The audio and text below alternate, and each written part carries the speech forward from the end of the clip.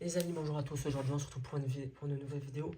Nous allons faire la conclusion de cette magnifique enceinte de Vialemania. Donc après presque un an, est-ce que je vous la recommande ou pas? Excusez-moi. Donc niveau design, franchement, on va commencer par l'esthétique. Franchement, je crois qu'on peut pas faire plus beau dans le domaine de l'enceinte.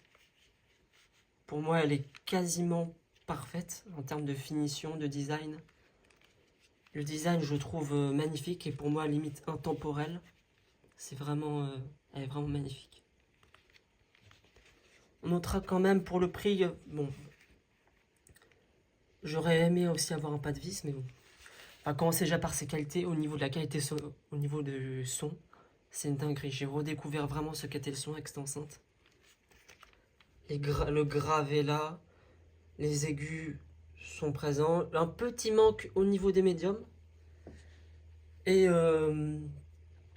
des basses à te faire fissurer le crépi. C'est impressionnant le niveau de basse qui arrive à sortir d'une toute petite enceinte comme ça. Enfin, petite, qui est quand même assez ouais, si, elle est compacte, si on peut dire ça comme ça. Au niveau de la connectivité avec l'application, c'est simple à utiliser. C'est facile. Un gamin de 2-3 ans saurait parfaitement utiliser l'application de Vialet, qui est franchement super bien foutue. Et aussi l'égaliseur, qui est pas mal en vrai. De pouvoir la connecter en Wi-Fi, ça c'est vraiment génial.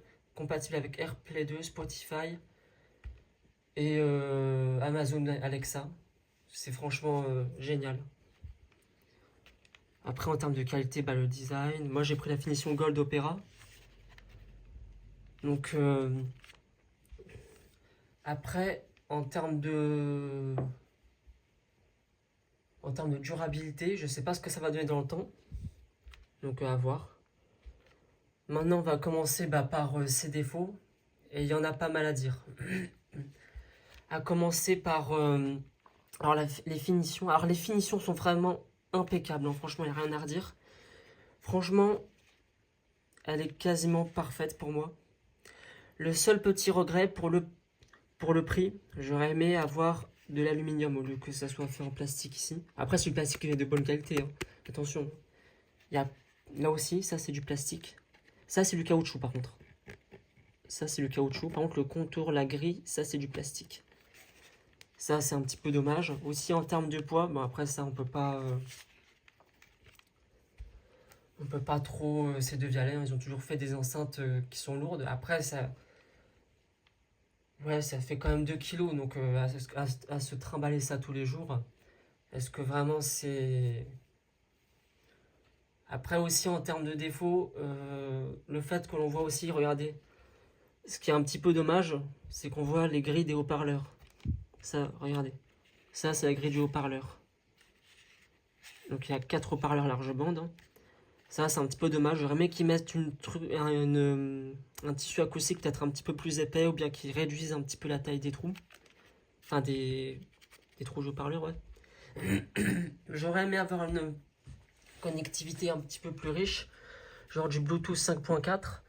Parce que là, on est sur du Bluetooth 5.0. Ça commence à dater quand même. Avoir du Bluetooth 5.4. J'aurais aimé qu'il soit... il est SBC, par contre, ça c'est bien. Il y a quand même, après le reste c'est que du sans fil, il y a du Wi-Fi. Et j'aurais apprécié aussi avoir du codec SBC. Alors on a du codec SBC et AAC. J'aurais aimé avoir de la PTX ou bien du... Je sais plus comment il s'appelle l'autre, bref. Aussi après en termes de défauts, je regrette l'absence du pas de vis. J'aurais vraiment apprécié avoir un pas de vis pour la visser sur un trépied. Ça franchement ça aurait été vraiment génial. Après, ils ne pouvaient pas faire autrement puisque en dessous il y a la batterie.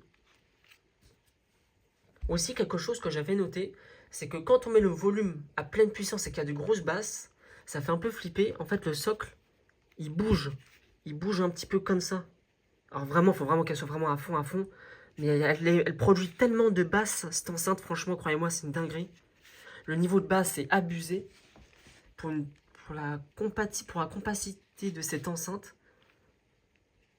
Mais c'est vrai que le socle, quelquefois, je la prends comme ça, musique à 80%, et le socle, et le truc en plastique là, ça bouge un petit peu. Alors ça bouge pas comme ça, mais tu sens quand même qu'il y a toute l'enceinte qui vibre un petit peu quand même à pleine puissance. Donc évitez de la mettre trop à pleine puissance. Après aussi, j'aurais aimé avoir un meilleur indice de protection. On est sur du IPX4. J'aurais aimé avoir au moins du IPX7. Là, franchement, ça aurait été bien. Donc IPX4, qu'est-ce que ça veut dire?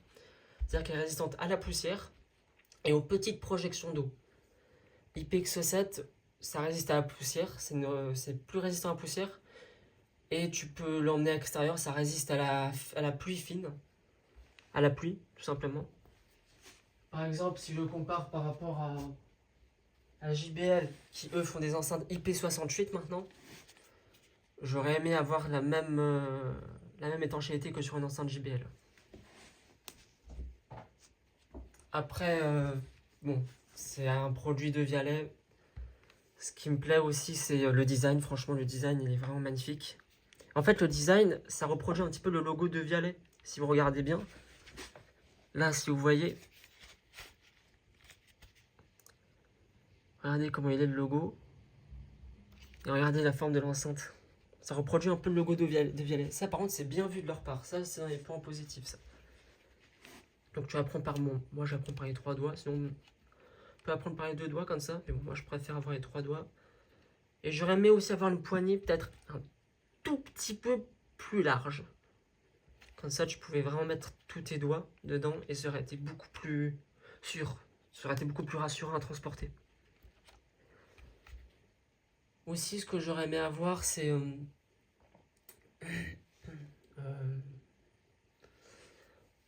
avoir un tissu un petit peu plus épais pour ne pas qu'on puisse voir les grilles des haut-parleurs. Ça, c'est un petit peu dommage quand même. Sinon, après, en termes de design, de finition, c'est fou comment le gris se marie super bien avec l'or et le bleu, avec la couleur or et blanc et le blanc.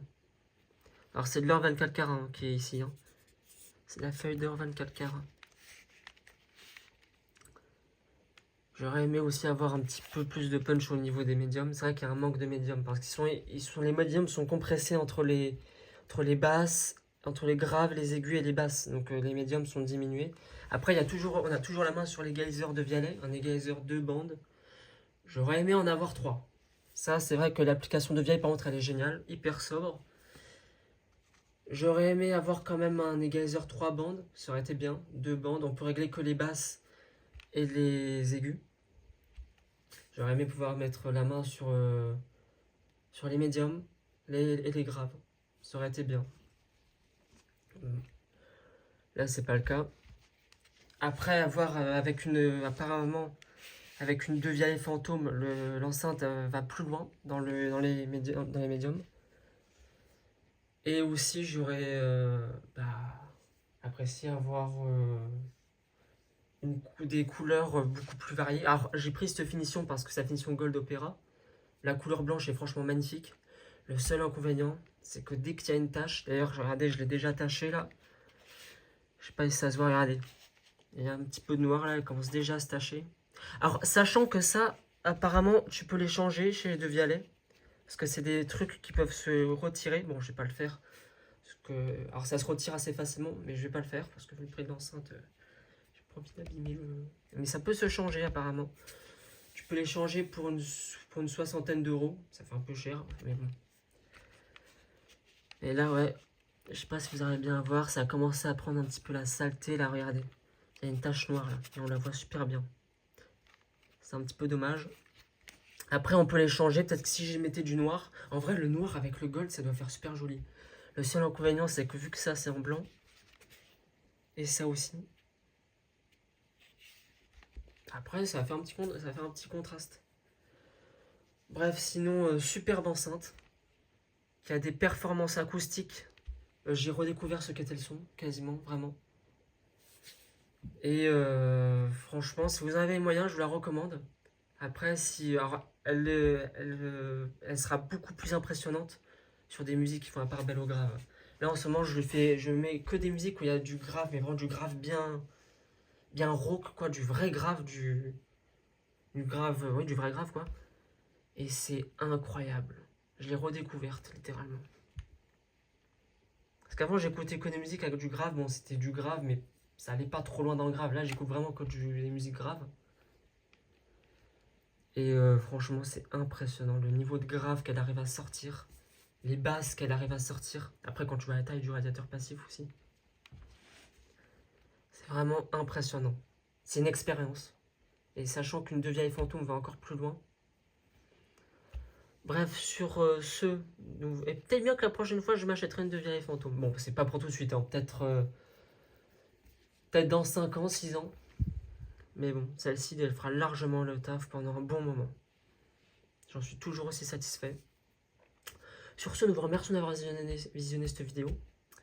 Et moi, je vous dis à la prochaine pour toute nouvelle vidéo. Allez, ciao.